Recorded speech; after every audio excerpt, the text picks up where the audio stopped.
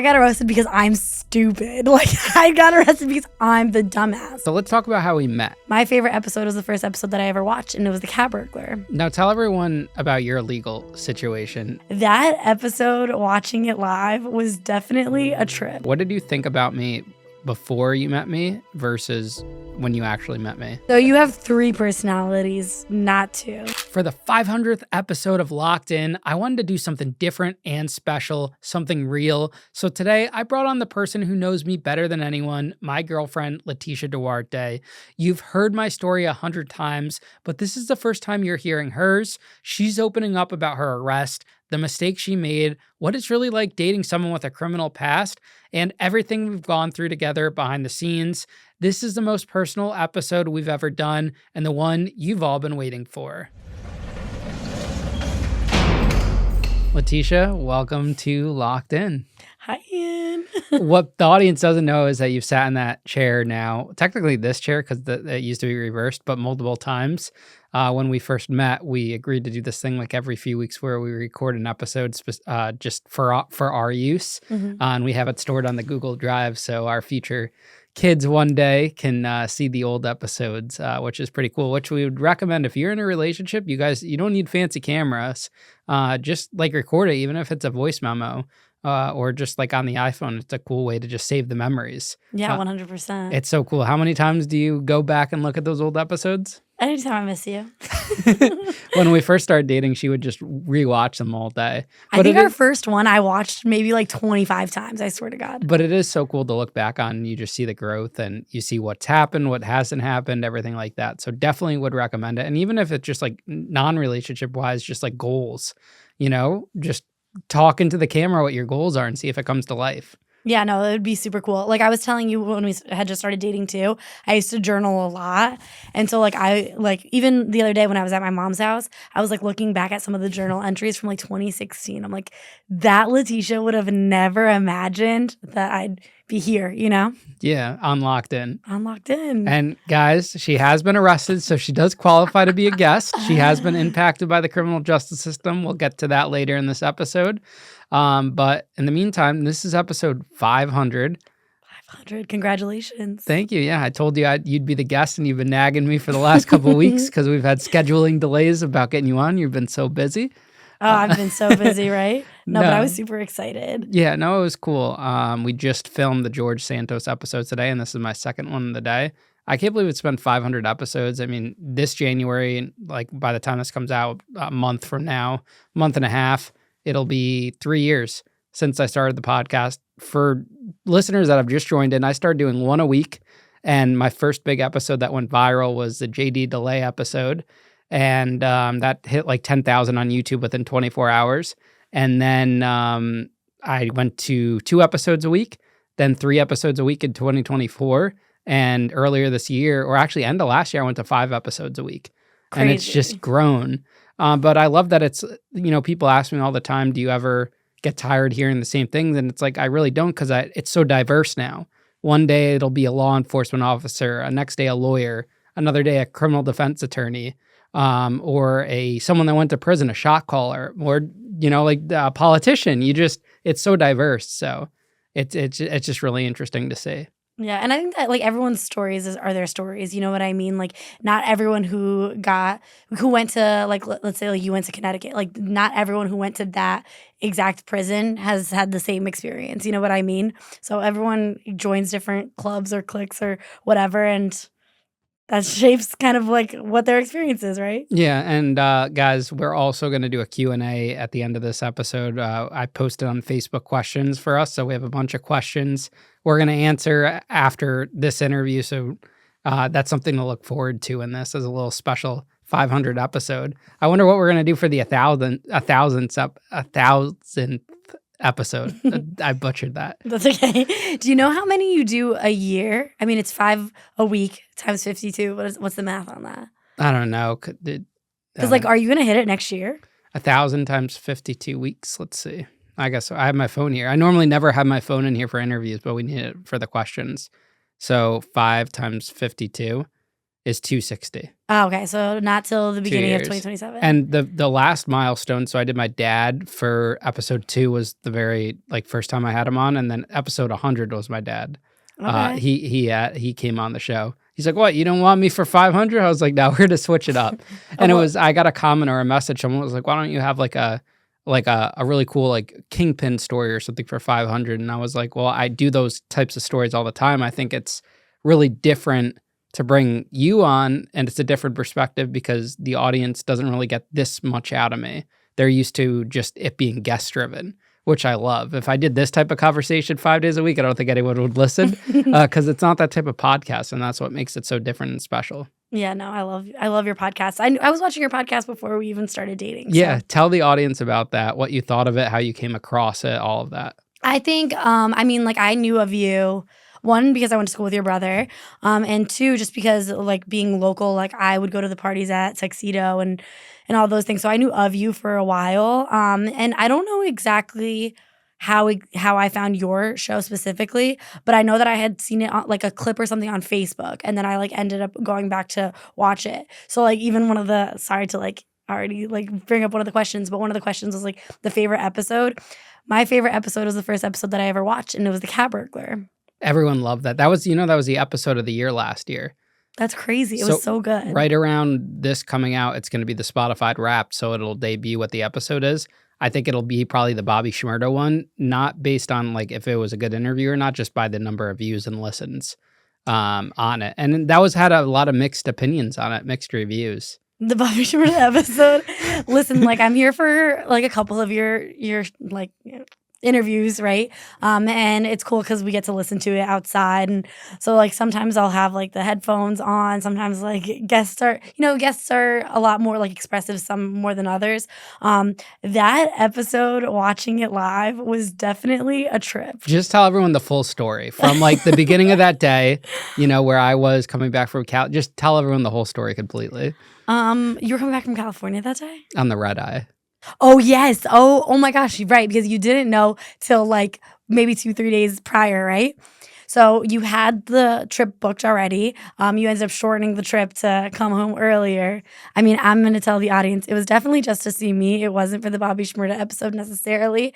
But you ended up having the Bobby Shmurda episode to do that night. Poor Matt had to stay.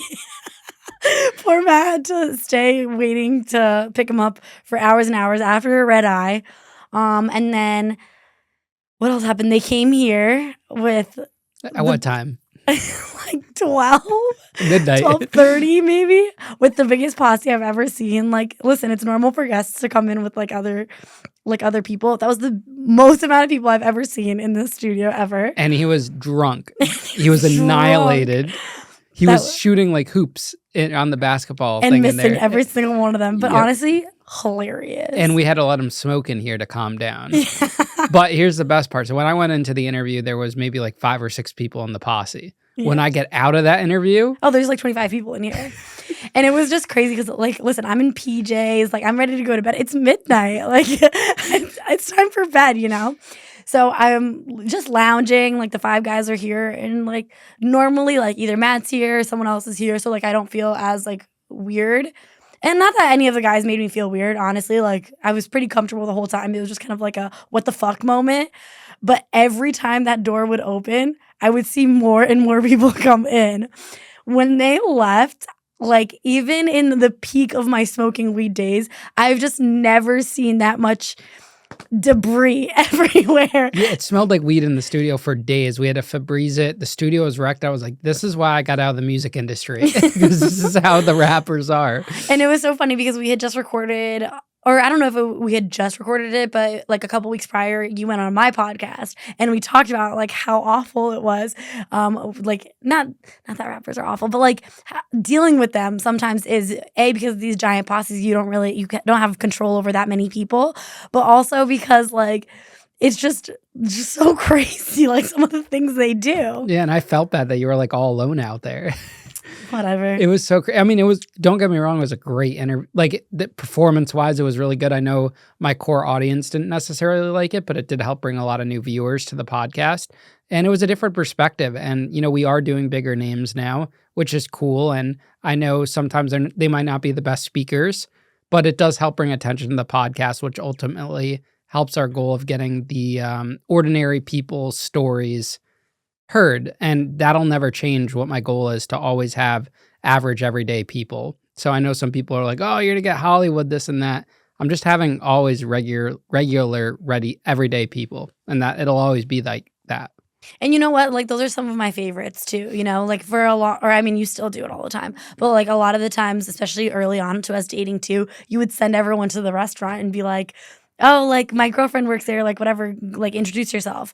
Or who was it? Travis. When you had Travis on, him and his wife came to the restaurant, and we had been maybe on like 2-3 dates. No, that was one date in. That was Sunday, and it was Friday. It was July 4th weekend. You're right. Yeah. You're right. I saw you twice. The first one, and we'll get to how we met and everything. But yeah, Stanziato's best restaurant in town. Yeah. Send all your guests there, and we love it. Yeah, we love Stanziato's, and good donut shop too, Grounds Donuts. Oh yeah, and now sometimes I like bartend in the mornings, and then I'll see guests that way. Yeah, where they'll come when for Matt coffee. brings them in there. Yeah, and the Matt we're talking about is Matty Ice. I know one of the questions on the list was, can you give context for Matty Ice? Because if you follow me on Facebook, we've been posting a ton of behind the scenes stuff of like, because me, you, and Matt live together, and we're like the three amigos.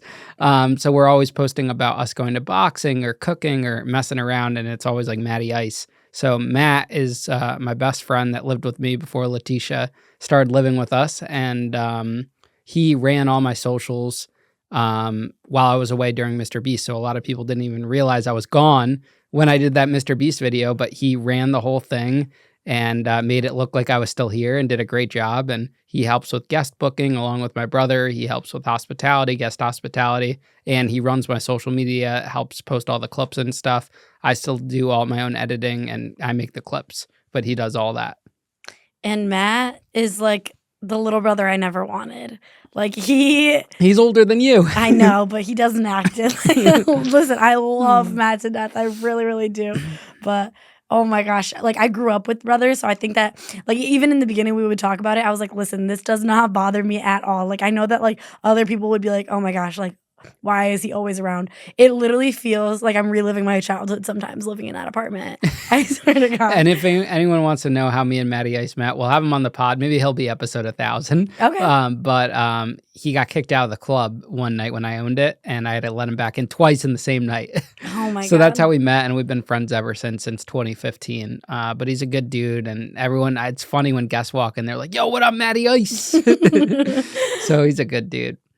So let's talk about how we met. Okay. Let's hear from your perspective. So, I mean, like I said, I knew of you. I had seen your podcast a couple of times. I'm not going to say that like I was this crazy subscriber, like watching every episode, because frankly, even nowadays, you post so many that like I just can't keep up. Love you. But so we met really because you became really good friends with my boss. And at the time I was managing the restaurant. So one of my biggest roles really is just getting to know the customers, like making sure that everyone's okay, like table touching. We say it all the time, like table touching, just making sure that everything is going smoothly.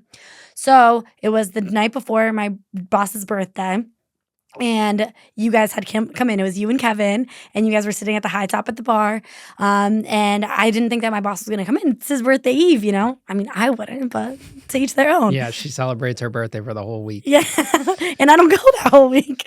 But so we, so you guys were sitting down at the table. So I just wanted to go over and make sure you guys were all good. So I don't know, we were like shooting the shit a little bit, and like I thought you were cute, but it was one of those things like, oh, he's cute, like whatever. He's unavailable, he's my boss's friend. It's fine. So I check in with you guys and make sure everything is good, everything is great, whatever. So whatever, we ended up getting into a conversation that like, I don't know, we just carried on, right? And so I was like, oh, let me show you guys what I got for my boss's birthday, like whatever. We're just hanging out. All of a sudden, boss comes in. So when boss comes in, mind you, I have worked for this man since I was a literal child. I started working at this restaurant, I was 17 years old. So I've been there what feels like my whole entire life, you know? So he comes in, like, we're all shooting the shit, fun times. That's like my favorite when like everyone's just involved in a conversation, servers and everyone just, we're all in like a big group, whatever. So boss ends up being like, well, you know that Leticia's a felon too. Like Leticia's been to prison, or not, she didn't say prison. He said Leticia's been to jail too. Or he's gotten arrested too. And that's when the whole conversation changed because everyone's like, oh, what did you do? What did you do? And so, like, briefly told Kevin and you, like, what had happened. And then the next day, or Kevin invited me to come the next day here to the studio. So then I come here to the studio, I record with him. Ian would not even get up out of his chair to say bye, but you did say that I looked cute right when I got here. So kudos. But And my dad was hitting on you too. yeah, your dad was like, you like, what? No, I forgot what your dad said. He said something super funny that day. He loves to come in the office and hang out at the studio. Just to put it into context, everyone, he'll meet a lot of the guests. Sometimes he'll form opinions of the guests after they leave. He likes listening to the episodes. So he's cool in that regard. But go on. So he did make a comment. I end up leaving the studio, whatever. I go back to Stan's because it's Love Island. Was it the season finale? No, it wasn't the season finale. No, it wasn't. But we just had like these huge streaming parties with all of the staff and like the side that's closed off. So we're in like our party area. So we're having this screening. You guys end up coming. I'm like a whole bottle of wine deep by the time you guys get there because I was like, oh my God, like I just went on a real podcast, you know? So we're watching the thing, or so you guys sit at a table, you guys are having dinner. I'm like talking to you guys, probably slurring my words terribly. I don't know how you literally looked at me and said, yeah, this girl's cute, whatever. But we go back to watch. You guys end up coming over there, saying hi, whatever. Then we all end up going to the bar after the episode. I tattooed my name on your arm with a pen. And then you tattooed your name on my leg with a pen. And you told me that tomorrow, like the next day, you were going to get my name tattooed. And we've just kind of been inseparable ever since, right? This episode is brought to you by Prize Picks. It's the holiday season, the best time of the year for sports. Bowl games, basketball matchups, playoff pushes, it's all happening at once. And while you and I are out here making decisions every day, what gifts to buy, what to eat, which game to watch, there's one place where it feels good to be, right? And that's Prize Picks. I've used the app before, and the thing that got me hooked was how stupidly easy it is to get started. I opened it thinking it would take forever, and nope, I was making my first lineup in under a minute, and I'm watching the game like, yep, that's my guy right there. If you've never tried daily fantasy before, this is the perfect entry point. Just pick more or less on at least 2 player projections, build your lineup, and suddenly every play becomes personal. I've had friends who didn't care about sports watching with me, and now they're sending me their lineups every Sunday like they've been analysts for 10 years.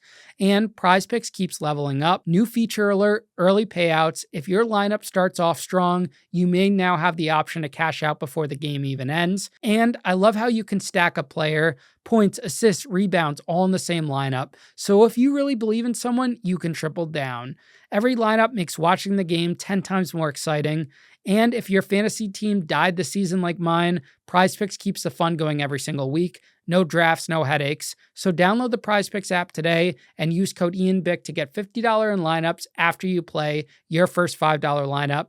That's code Ian Bick to get $50 in lineups after you play your first $5 lineup. Prize Picks, it's good to be right. Yeah, so I was there with other friends. One of my other friends actually was interested in you that night.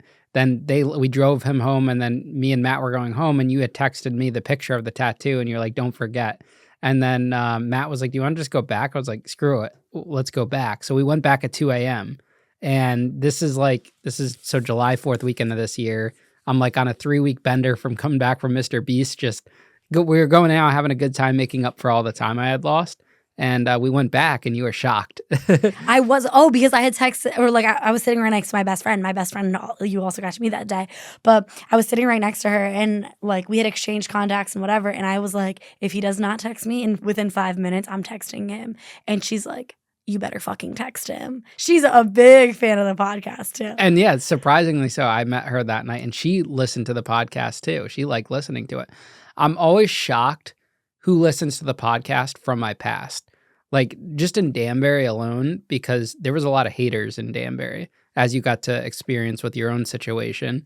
And, now there's like a lot of people that I don't know if they badmouthed me in the past or whatnot, but there was people that do listen to the podcast now.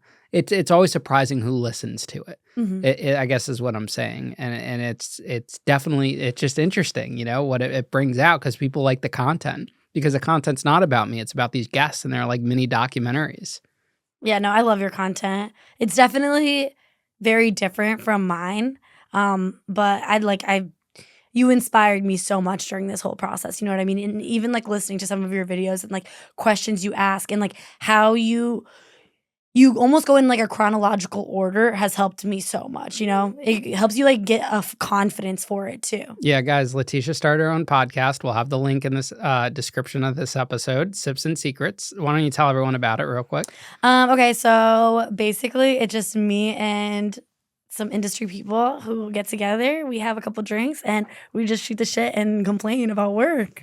And it's the best. Restaurant industry, to put it in perspective. Restaurant industry, I kind of want to just make it a little bit more broad too, just do hospitality in general. There's a stripper that wants to come on, which I cannot wait for the day. But just a little bit of everything, like you were talking about like grocery store and that aspect, like working at a deli, things like that. So yeah, and she interviews some of my guests. You'll see some of my guests come on hers that just happen to work in hospitality. There's a big crossover between people that went to prison and people that worked in restaurants. And if any guests that are coming on that want to come on hers too, let us know. yeah, She has a nice studio now up above us next to our prison set. It's really cool. yeah. Built her own custom studio. I know, and I love it. It's so And much she's been fun. running her socials. She's been growing it. You see the grind that goes into it, though. It's a lot. To do it professionally, it's a grind. And like, listen, I obviously I'm very fortunate that like you are behind me, like you have this equipment and all that stuff.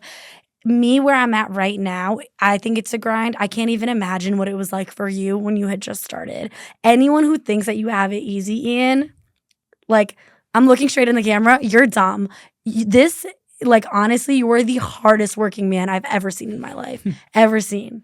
Aw. You're the best. So that night we met, we stayed up till like 5 a.m. and went back to the studio and just hung out, chatted, yapped, and the rest is history. We've literally seen each other pretty much every day ever since, except if I'm traveling. And now you pretty much travel with me. Yeah, well, you told me that you were never going to travel without me ever again. Well, there is one upcoming trip, can't disclose yet, but that I have to go away just for a week, but it is a big important trip, so... Yeah, I'm going to be posting on my story every day screenshots of your location and being like, where is Ian? That is funny. So yeah, that happens. I guess the next big question, actually before we get there, what did you think about me before you met me versus when you actually met me? What was that? I mean, before I met you, like, listen, my family, my parents especially, like, always kind of raise us on, like, as cliche as it sounds, like, don't judge a book by its cover, you know what I mean? So, like, would tell you all the time, I don't have a lot of expectations coming up into meeting someone, you know what I mean? I don't like to because either way, you're either gonna be disappointed or you're gonna, like, feel bad about having, like, a bad connotation on, like, someone and who they are beforehand. So I didn't want to have any expectations. I knew you were cool because at the end of the day, like my boss is one of those people like who does not take people's shit. So like if you have an in with him, it automatically gives you brownie points with me. But I don't know. Like after hearing everything that people have said about you and like even sometimes like trollers in the comments and stuff, I'll read those and I'm like, you're such a fucking loser. You know what I mean? Like you have no idea. I don't know. What about your friends' reactions? Because I think that's it drives in. There's a lot of people that are formerly incarcerated that listen to the show that might have problems dating when they get out, and they have to deal with people's family members judging, parents, friends of that person. It's tough. So how did you deal with that with your friends? My friends really didn't have a problem with it. I have a couple, like, they're my friends, but, like, those people that are a little bit more distant, like, a couple of them were just like, "Oh, well, this happened, this happened." And to me, it's just one of those things, like, whatever. The one person, though, that literally backs you like no other motherfucker in the world is my grandma.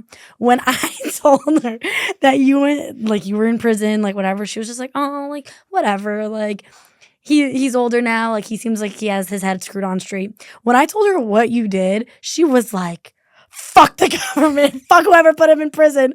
She was just like, "He's such a good guy. They did him so dirty, you know?" So my family honestly had nothing to say. Yeah, Nothing. and I think like so many people in my situation, just in everyone's situation, they judge someone based off of a news article, and I just think that's wrong. People, your friends, a lot of your friends had never met me before, and anyone that did speak negatively, or even anyone that like you got a text the other day, which was like a negative comment, that person's never met me before, and that happens to literally everyone that's been incarcerated. And, like, I'm so sorry, but that I wish I could just air him out. But he was blocked, so I don't really give a fuck. Like, it's always, like, not even to be an asshole. It's the biggest losers that have something to say, you know what I mean? Like, you think that I would be jumping for joy, showcasing you to the whole entire world if I was dating you? I wouldn't be proud. I'd be embarrassed, babe. Like, no, you're so weird. People are so weird for that. Now tell everyone about your legal situation that you got arrested. Okay. So I'm gonna give a short synopsis because I got arrested because I'm stupid. Like, I got arrested because I'm the dumbass. So basically what happened was, sorry to tell you this, babe, but we were going to Stanford, me and two friends, to see this DJ that I had a crush on. So basically, we go to Stanford. We work in the restaurant industry, so like we were there like super late. And then we ended up going straight from work. We stayed there for maybe 45 minutes before the bar closed. I had time for 2 drinks. I mean, listen, the bartenders knew me. They were probably real strong drinks, but whatever. Like, we only stayed for 2 drinks. So coming back home, I was speeding like a dumbass and I got pulled over. And so officer ends up letting me go. Guess who didn't stop speeding? Me. And my one defense to that is, in the Tesla, you don't really feel it. Like, it feels like a spaceship. You're speeding and you don't even realize. But basically 10 minutes later, I got pulled over again, and it was the same cop, and that's when he was just not taking my shit. So he goes, "How much did you have to drink tonight?" And I go, "I had 2 drinks." I was scared, I've never even gotten in trouble in school. You know what I mean? Like, I've never gotten ISS. I've never been in trouble. That was my first time or I guess technically that was my second time getting pulled over. But that day was the first time I've ever even been pulled over from the cops. To the point where I literally looked at my friend that's sitting next to me and I was like, "What do I do?" And he's like, "Pull over. What are you doing?" So I'm just terrified of getting in trouble. I've always been like that. So he does a field sobriety test. He does a couple. The one that got me was the eyes.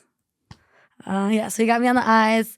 And then he cuffed me. He put me in the car. He didn't let my friends drive. One of my friends ended up calling his mom. By this point, it's like 3 o'clock in the morning that this is happening. So one of my friends' moms picks up my car, takes it to, they dropped it off at Caroluzzi's. And then I get put in the holding cell, whatever. They make me do the breathalyzer, or they don't make me do the breathalyzer. Honestly, like, they said it was like my choice, but just the way that they were talking to me and just like manhandling me too. Honestly, I can't imagine girls smaller than me getting locked up. That's so scary. Cops are scary. But whatever. So they end up leaving me in a holding cell. By the time that I did the breathalyzer, the first time I got a .08. The second time was a little bit higher. And then they let me out on a $21 bail, which people are like, "Why the fuck did they even lock you up?" And I'm like, yeah, exactly. But nonetheless, I was drinking. I did make a big mistake. Someone could have really gotten hurt. And that part I feel really, really, really horribly about. Like, it's just irresponsible, But luckily nothing bad happened. And I won't be driving drunk ever again. So Yeah, I mean, I think it's crazy you got a DUI in a Tesla. In a A car that drives self-driving itself. car. Okay, but like to be fair, anyone who has a Tesla or has driven a Tesla, if you ever put like the auto drive thing on, it's scary as fuck. It's not like I don't know. I had a Camry before this. You know what I mean? Like the Tesla was very, very, very advanced compared to that. So I don't know. It's just like very different for me. I'm still to this day scared to use it. When you got pulled over the first time, do you think you experienced pretty girl privilege? Yeah, my titties were out. No, I don't think it was pretty girl privilege. I think that he just more felt bad because I was like, he could tell that I was visibly terrified. And then the second time, just like, bitch, what are you doing? I don't know. I've never been let off for a speeding ticket ever. So I gotta think you might have, I had two gays in the car. I'm just kidding. I didn't. I'm sorry, Lewis. No, but yeah, so I get let off and like I pay the bail, whatever. So the crazy part was that by the time that I had gotten off, it's like 6:30 in the morning now. Me, Carlos, and Lewis, the three of us were in the car. The three of us had to be at stands. I had to be there at 8:30 to open. They had to be there at 9 a.m. to open. Guess who still showed up to work on time? I have no remorse for people who do not show up on time. After I got fucking arrested, after working a full double, stayed up till 6 o'clock in the morning, took an hour nap, showered real quick, and got my ass straight back to work. I have no remorse. What was the conversation with your mom like when you had to tell her about what happened? So I feel like that's the part that I got like really sneaked on because basically this happened. So this happened on a Friday night, or I guess technically Saturday, like whatever, like late. So, this happened on a Friday night. I went to work. I ended up telling my boss like later that day. He's always been like that parental figure for me, you know, like a big brother type, like some type of like older family member. So I told my boss, and he nearly scares me shitless. Like, you know, when you have those, like, or I mean, you probably don't, but you have like those days where you just like don't even know what your emotions really are, and like you go from like laughing to like crying to like anger to whatever. Like I was going through all all the stages of not grief, but just I don't know, fear all in one, and so. I tell him, and he's just like, whatever, I'm gonna help you out. Like, I'm gonna, like, I have a lawyer for you, whatever. So he ends up connecting me with his lawyer, who put me in touch with someone like at their office. And then she's the one that represents me. Or she represented me. So I go in that Monday morning to go speak to her. So I don't even know what compelled me to ask this question. And like, the universe was just like, I don't know, the universe was preparing me, I guess, but I had never seen it before, but something compelled me to ask her. I'm like, what are the odds that this is gonna be posted like on social media? And then she goes, babe, right before New Year's, it's definitely getting posted. I go, I haven't told my mom yet. She's like, you better have that conversation when you get home because like tonight it'll be posted. So on my way back, this is probably like noonish. On my way back, I text my mom and I'm like, we need to talk when you get home. My mom doesn't get home until like 6 o'clock.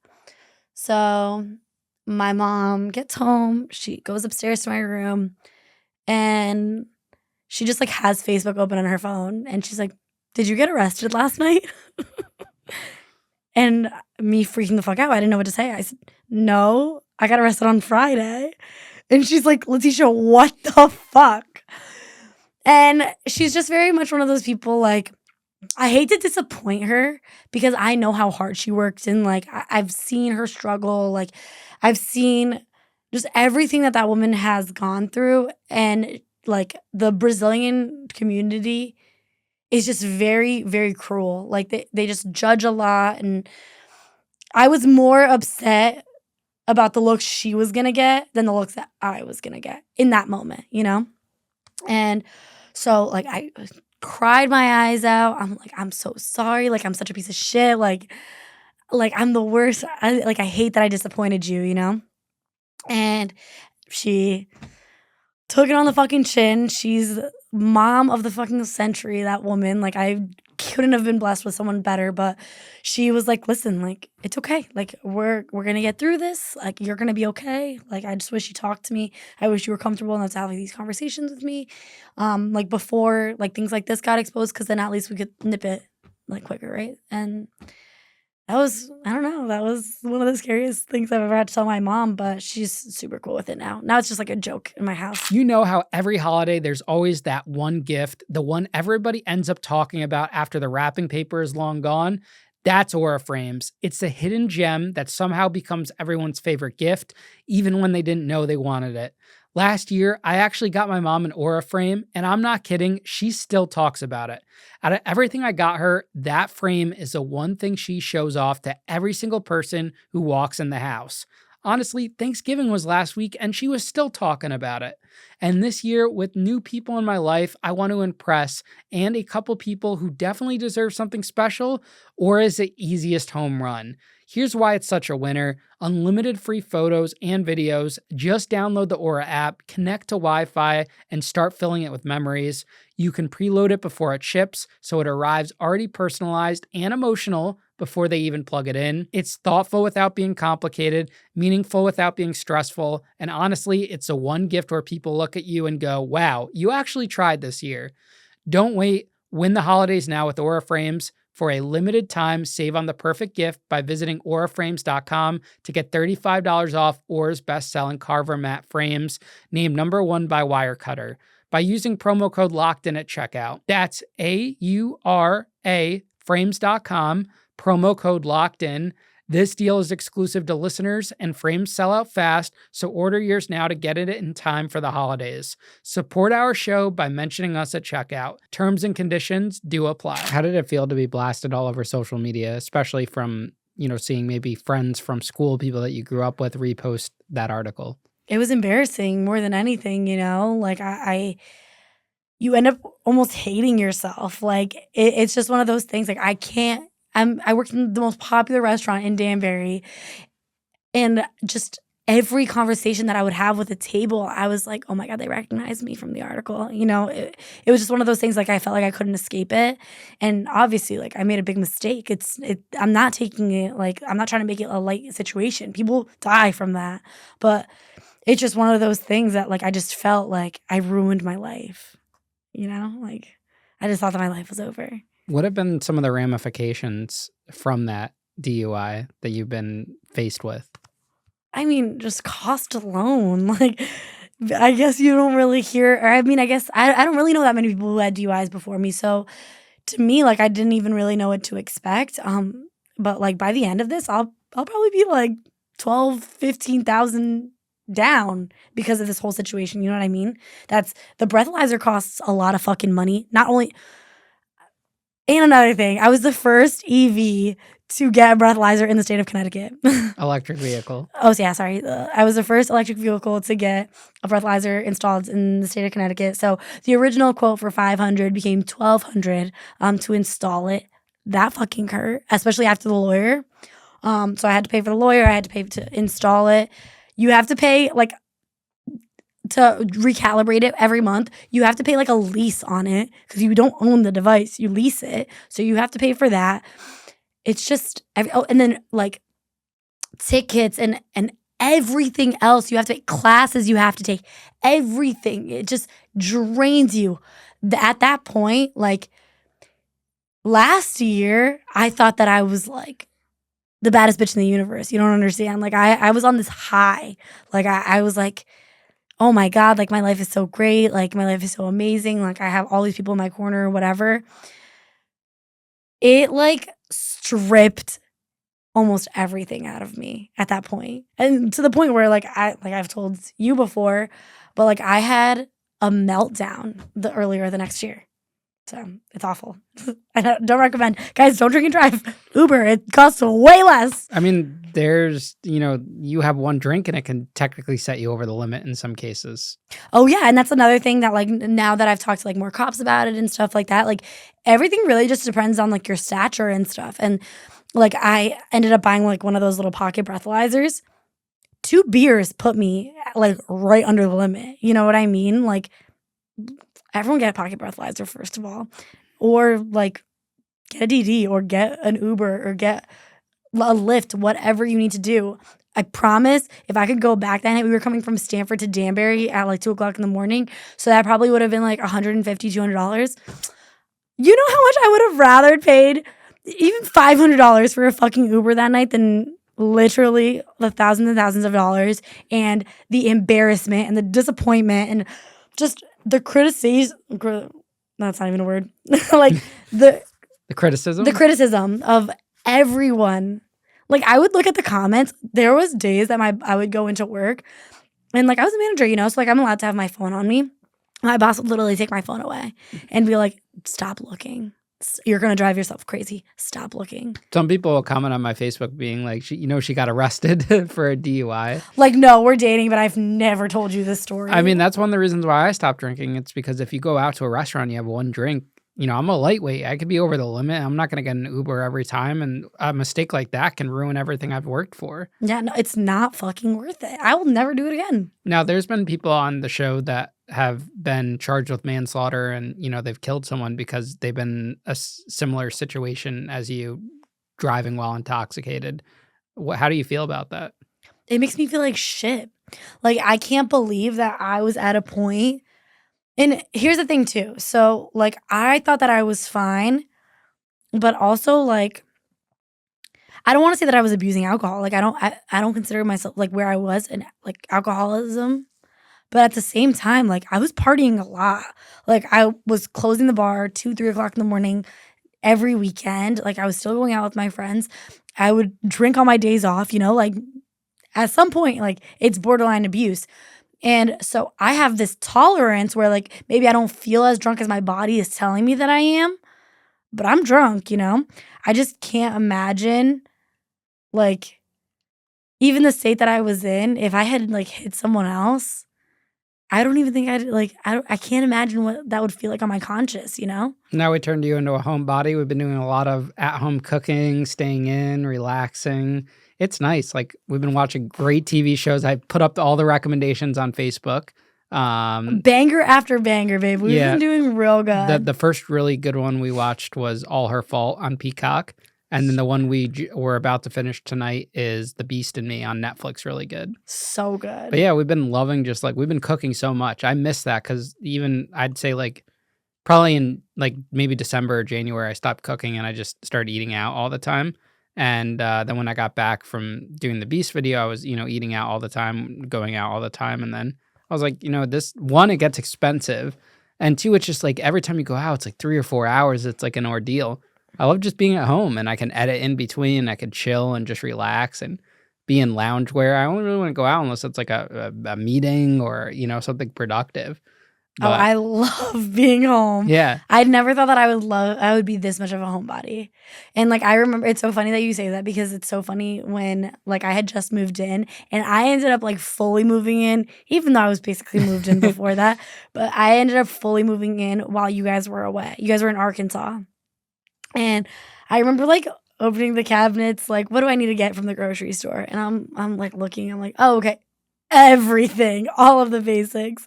So it was just like so funny where like I could just tell by your apartment that like you guys were just never there. Yeah, we didn't cook at all, and poor Matty Ice was living off ramen noodles the months I was gone. But it's cool. Now we're cooking, we're grocery shopping, we're saving money. We have breakfast, everyone together. Yeah, because we've been going boxing every morning or 3 days a week, and everything's just good. Like, it's fun. Like, we're enjoying life and into it. And even when like my interview schedule is like every day, so it's nice when there is a guest cancellation because then we get to chill and when it lines up with your days off. So it works out. It's good. Yeah. All right, let's get into listener questions. Before we do that, though, we got to shout out the figure. Guys, Locked In figures are available now. I sign each and every one. Tell the audience I actually sign each and every one too. He actually signs each and every one, guys. And you can elect now on the website if you want it written like someone's name, like to so and so or whatever, or a message. But they're really cool. I mean, they're good quality and they're fun. It's something different. Like, everyone does the same merch. We also have hats and hoodies. Too available, the beanies and the hoodies. And if you use code LOCKEDIN20, you get 20% off. But it's really cool, and I personally sign each and every one, so definitely check those out on the website to get your Locked In figure. Oh, and the hoodies are so comfy. They really are cozy. They're the best. Yeah. I love the hoodie. Yeah, they are. All right, let's pull up these listener questions. So you already answered your favorite episode. Everyone wants to know my favorite episode. I'm always gonna love the JD Delay episode because that like he's a good friend and that definitely elevated me. But top favorites, I would say it's hard to narrow just down to one. But my top ones are definitely well. First off, I love an episode where the guest just runs with it and tells a full, complete story, and just is so good at storytelling. But to me, I always recommend the Cat Burglar, great one. Pee Wee, the Hell's Angels one. George Christie's a great one. Really, any biker one is really good. I love the bank robber ones. Those were really good. And Clark Frederick's great episode. Oh, he was We so went to his sweet. birthday party. Yeah. His story about how he killed his childhood abuser who was a cop, and he just told the story so perfectly. And great fucking guy. Great guy. Oh, him and his wife are the best. Yeah, that was a really good episode. That was the first guest that invited me to a birthday party. Really? Yeah, he actually texted me today asking what I was doing for Thanksgiving and this and that. Let me go to my popular episodes because I know you guys always ask for recommendations, and people, find it interesting. I love the FBI agent in prison one, Bob, who you met that day. Mm-hmm. I was a doctor, then I went to prison with Dr. Linda was good. That one was good. Yeah, Linda Verisco. Yeah. Yes. What, you were gonna say something I was gonna else? say, so when we had just started dating, you were going away like every other week, it felt like. And there was one day, so like I have speakers built into like the ceiling in my house, like my mom's house. And so there was one time that like that was the episode that I was watching. I was watching that episode, or I was listening to that episode while I was cleaning. And I remember my mom coming upstairs and being like, "Is that Ian?" Oh, another one. I was a judge, then I got sentenced to federal prison. That was like the second episode I recorded when I got back. That was really good. The Ryan Kamada episode. He was my first ever judge on the show, and he went to federal prison. Wow. That was a great episode. Also, what do we got here?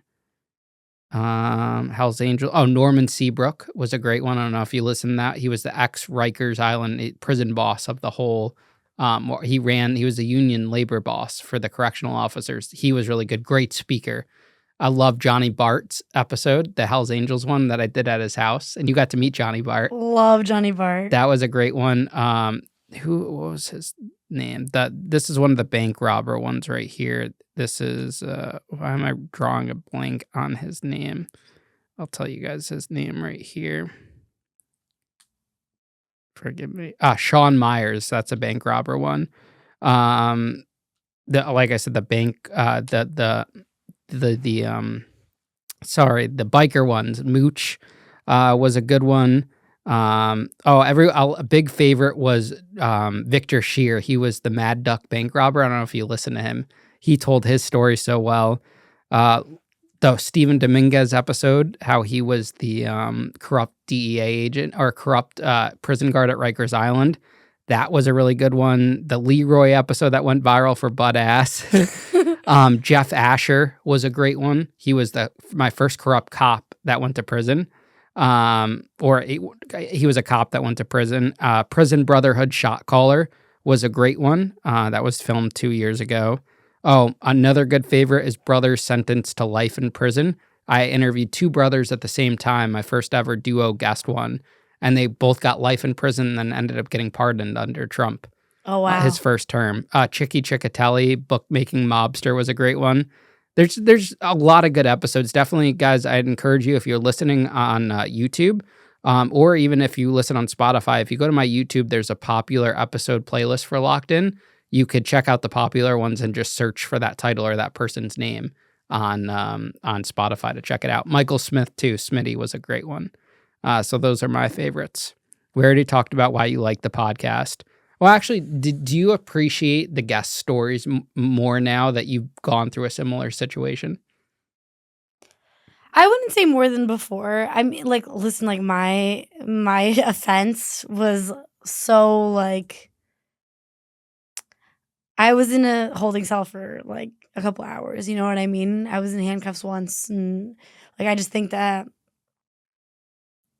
I don't know. Like I didn't really go through like the full experience the way that like some people do. You know what I mean? I think that I've always been really, really interested in stories like that.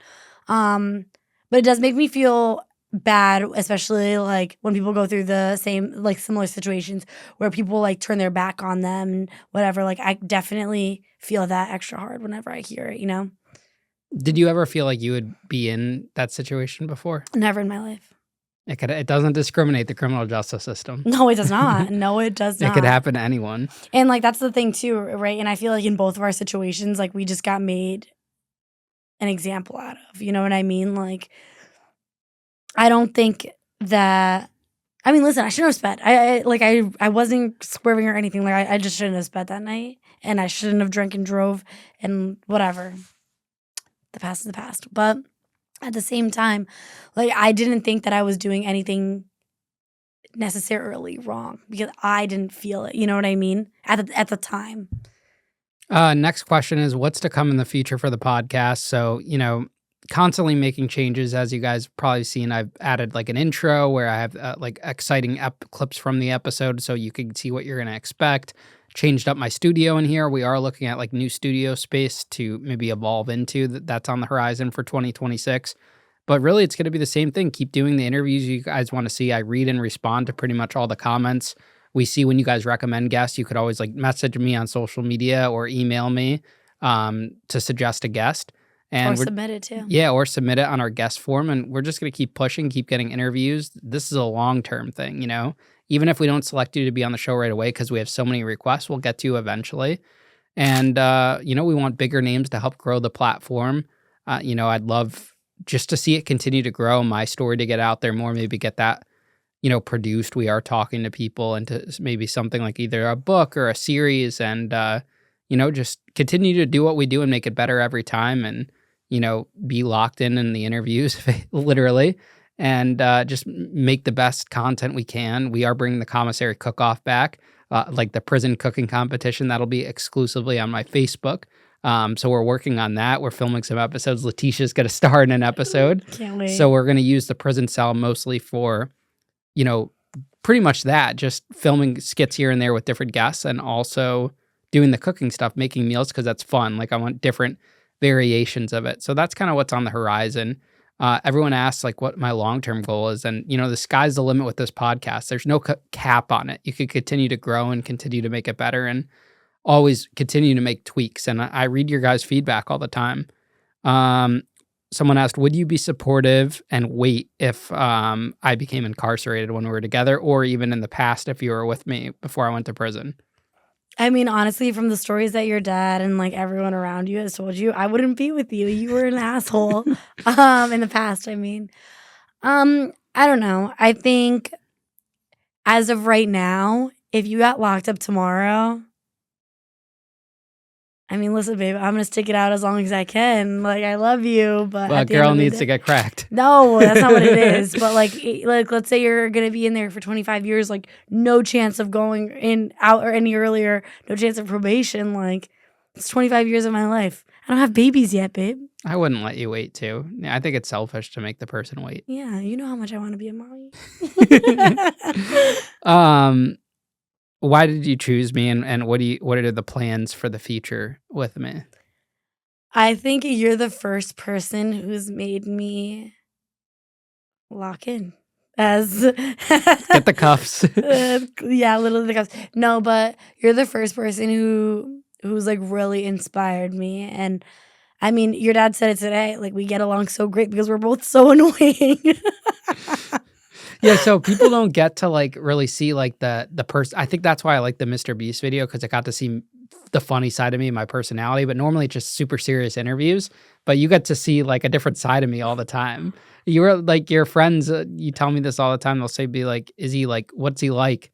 Because they're used to just seeing me on screen asking like a question, and that's why the skits are funny because it brings out the funny side. But you're like, yeah, he's like silly. Yeah, People you're don't so see that silly. side. I remember when that Mr. Beast video came out. We had already been dating for a little bit, and like I still had a couple friends that hadn't met you yet, and everyone was like, "Oh my god!"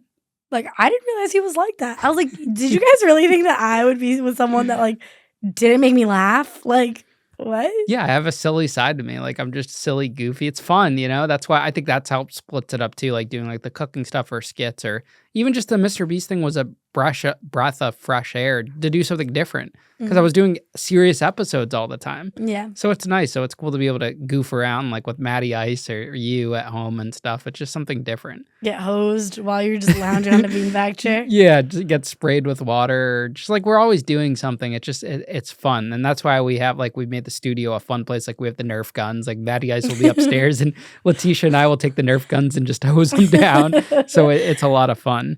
Or we'll hide in the bathroom and just drop water bottles on people. All right, guys. The question you have been waiting for, and we get the most amount of comments: does Blue Chew work? And Yes. you know I'm going to put the Blue Chew ad in right after this. But fellas, gather around because Blue Chew just went full Super Saiyan and dropped Blue Chew Gold. And I swear, this thing has the same energy as when the warden walks into count with attitude. You know something's about to go down. Except this time, the only thing standing tall is you. Blue Chew Gold is the latest innovation from the #1 chewable ED brand. This isn't some little maybe it works tablet. This is the 4-in-1 golden ticket designed to elevate the moment. 2 ingredients for blood flow mixed with apomorphine and oxytocin to help turn up the excitement, the connection, the whole vibe. And the wild part, Blue Chew Gold dissolves under your tongue and can start working in as little as 15 minutes, which means things can heat up faster than a CEO yelling, "Phone's out, shakedown time." And let me tell you how confident this stuff makes you feel. I pulled one out the other day and the room got quiet like I dropped my commissary on the table. Even my bed looked at me like, "Bro, pace yourself."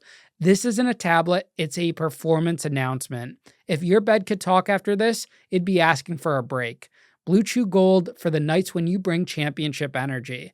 Make life easier by getting harder and discover your options at bluechew.com.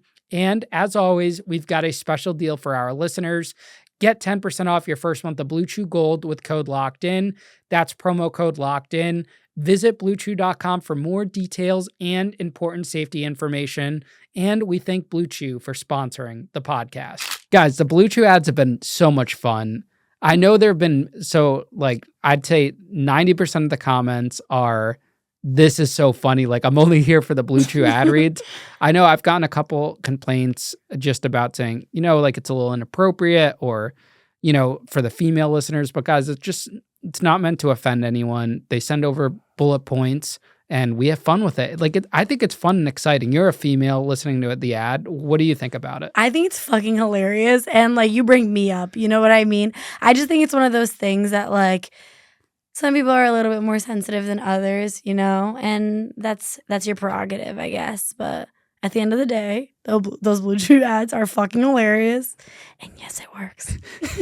Yeah, I just think it's great. And even if you don't need them, it's a good laugh, and it's no different. I understand if you have kids in the background or something, but it's no different than you're watching TV and some type of ad comes on like that, And if I didn't have the ad in my episode, it's going to be playing on a YouTube ad, or a Spotify ad. It's not going to, that's the same thing with the gambling stuff, But I just think too, it's one of those things, if you're listening to it out loud, I feel like some people are super hyper focused on what they're listening to.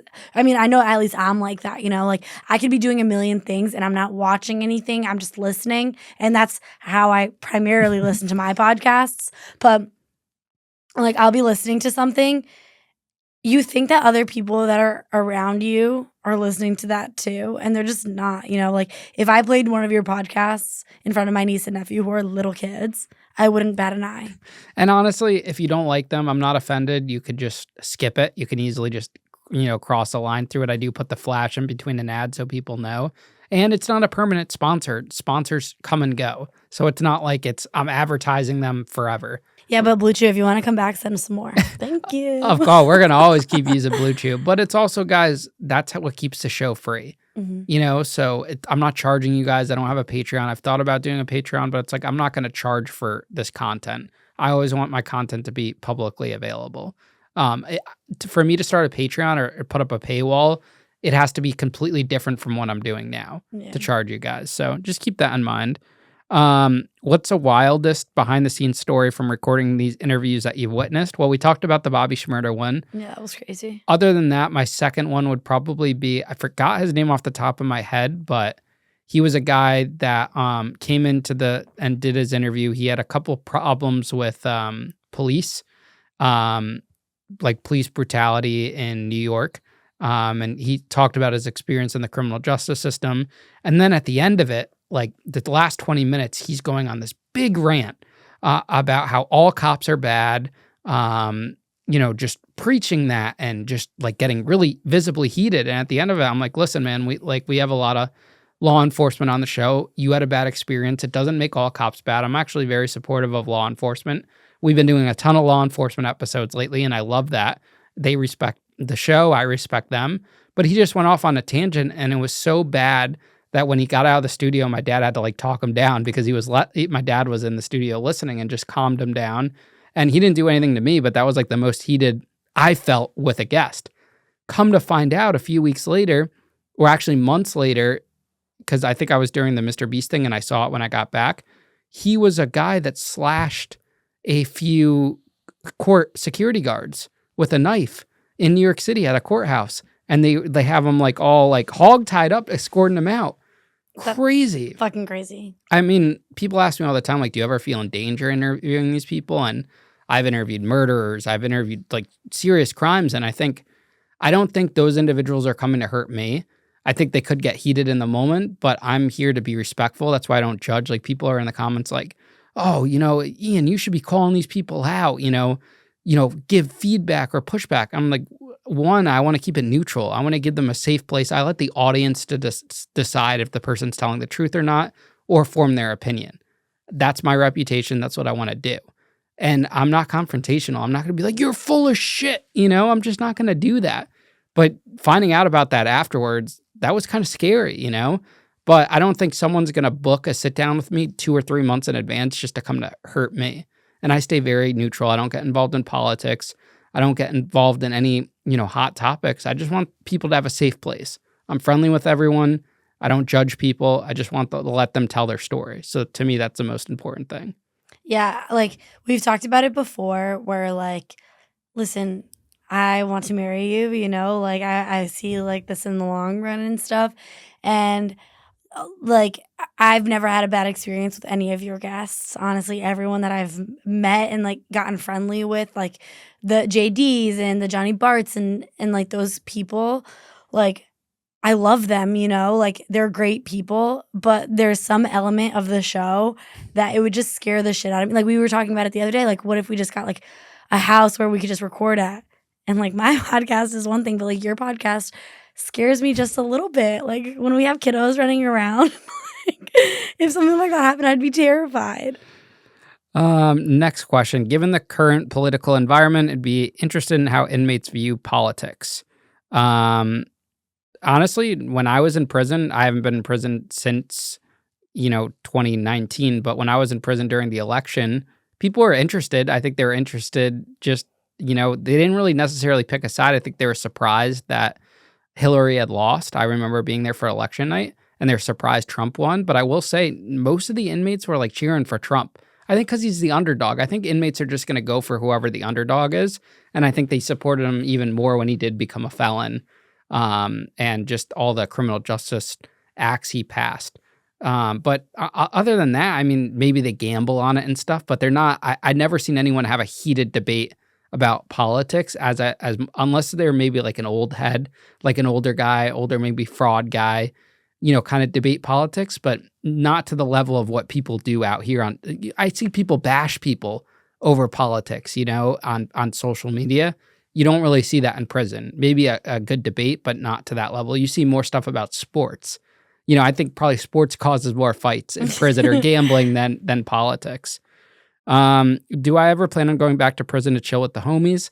Don't plan on going back to prison like for a crime, but I do go into prisons all the time to speak. I volunteer my time. If there's any law enforcement officers, wardens, or prison officials, probation officers that want me to speak, just reach out. We have a couple scheduled in Connecticut, and I kind of go all over wherever someone, wants me to speak in, which is fun. And I kind of just share my story and inspire hope. Someone asked what you thought about me leaving to go to do Mr. Beast for 100 days. Well, we had met before, but we weren't dating or anything. And then we really got together in July, so it's been almost 5 months now. But if I did get offered to go again, how would you feel about that? I mean, like, I don't know. I guess that, like, I've grown like such this attachment to you, which like I just think it would be weird if you weren't here, But at the end of the day, like I understand it's such a good opportunity, like especially being on this platform, like you get so much like this new audience and like I remember telling you like my little cousin when I told him that you went on a Mr. Beast episode was like, "What the hell? Like your boyfriend was on Mr. Beast?" I'm like, "Yeah, but I don't know. I would definitely be upset, but at the end of the day, you got to do what you got to do." Next question. Well, actually, in addition to that, I don't like making that decision to go on Mr. Beast. It's all like an in the moment thing. Like, did I have enough episodes, which I talked about? Did everything. I looked at everything. So I think if I had a girlfriend, I don't think I would have went. And also, that would have been used against me even more. Like on day 50 for the challenge and stuff, that would have been Yeah. hard. So it's all about like perspective in the moment. Timing's everything. We met at the perfect time. That opportunity came about at the perfect time. So that's everything. Yeah. How do you put up with me and Matty Ice? I bash both of you. No, it really is like like obviously we're dating, like obviously we're in a romantic relationship, so it's a little different between you and I than it is for like me and Matt. But at the end of the day, like when we're home, it really just feels like I said, like family. We are family. We are family. Speaking of which, at home, what are your pet peeves against me? Against you. Yeah, do you have pet peeves? So yeah, I told you yesterday, but I'm gonna update it. So you have 3 personalities, not 2. Oh, You're man. either 5, 15, or 50.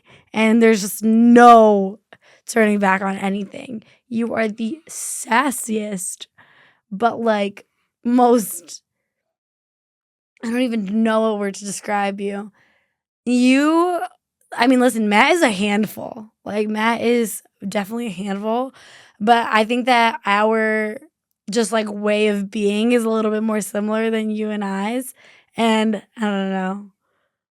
You just roll with the punches, honestly. Listen, I hate being sick. Okay. Yeah. When I'm sick, I'm miserable. I shut down. So before, when I was sick, I used to always push through and do the interviews. Now I have to move them. I want to show up and people are coming out of their way. Like, luckily this year, like when I've been sick the last few times in the last few months, it was guests coming locally. So I was able to just push it. But before, like, I still went on with the episodes, especially if they were traveling. But it's like, I want to give my best when, they're coming to do an interview, but I'm miserable when I'm sick. Yeah. And I got sick a lot when I got back.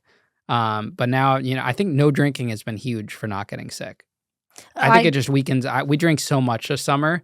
We're just having fun, and I just feel a lot better.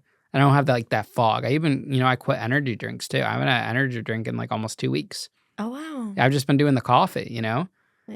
So I don't know. I just been feeling a lot better in that sense. Now the only thing I got to tune down on the sweets, so I'm working on that. But otherwise, we're eating healthy.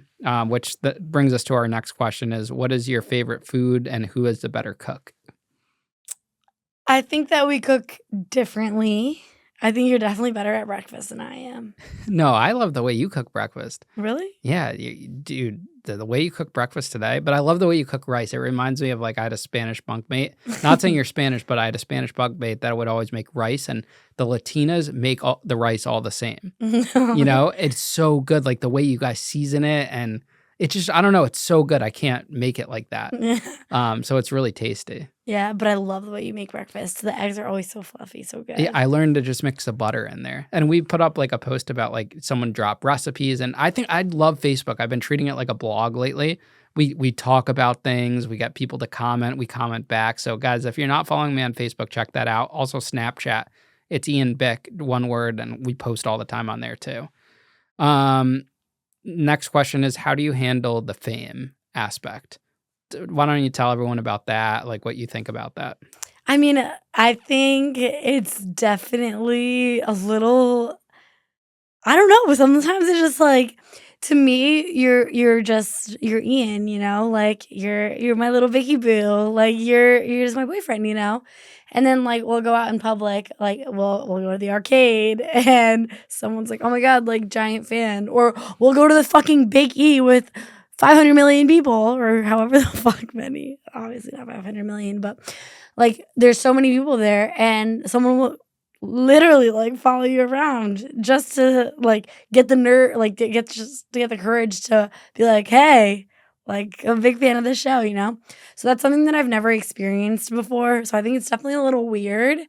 But at the same time, like I understand your platform. Like I see how many views you get, I see how many likes you get, I see how many followers you have. So it comes with the territory, I guess. It's just weird. Yeah, guys, if you see me out in public, come say hi. I know some people are shy, but I always like it. I'll never not, interact with you or whatnot. It's enjoyable. Our first date, we went to dinner, and then we went to the arcade. And like someone's like staring you down.